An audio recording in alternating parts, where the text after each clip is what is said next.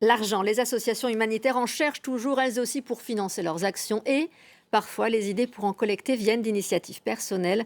Aujourd'hui, une saunière avait trouvé un moyen de joindre l'utile pour elle à l'utile pour les autres. Éric Vallet et Sébastien Poirier nous racontent la suite. Payer pour avoir le plaisir de tout simplement. Ce matin, sur l'île de Ré, une poignée de courageux a relevé le défi sur ce marais d'Ars. Il appartient à Michel, une saunière plutôt inventive.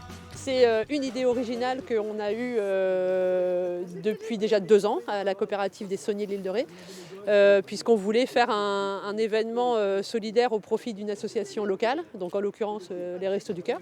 L'opération avait été annulée, Covid oblige, mais cette fois, pas question de reculer. Chaussés de bottes, pour le moins obligatoire, ils sont une cinquantaine à s'adonner aux joies et plaisirs de ce piétinement vaseux.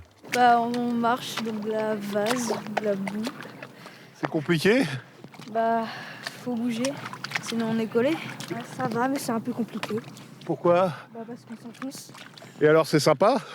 Sûrement que c'est sympa, on marche dans la merde là.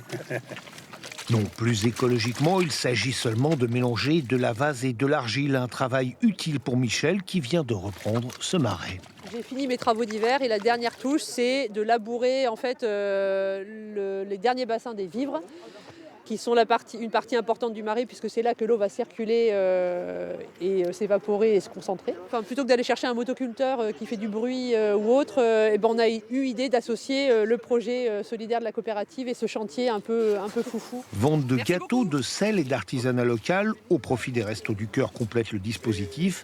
Et malgré quelques glissades ce matin, tous les participants sont sortis indemnes du marais.